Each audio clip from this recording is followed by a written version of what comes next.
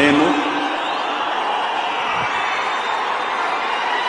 కొణిదెల పవన్ కళ్యాణ్ అనే నేను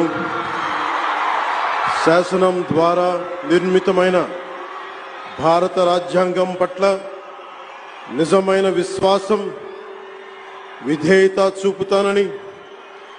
భారతదేశ సార్వభౌమాధికారాన్ని సమగ్రతని కాపాడుతానని ఆంధ్రప్రదేశ్ రాష్ట్ర మంత్రిగా నా కర్తవ్యాలను శ్రద్ధతో అంతఃకరణ శుద్ధితో నిర్వహిస్తానని భయం గాని పక్షపాతం గాని రాగద్వేషాలు గాని లేకుండా రాజ్యాంగ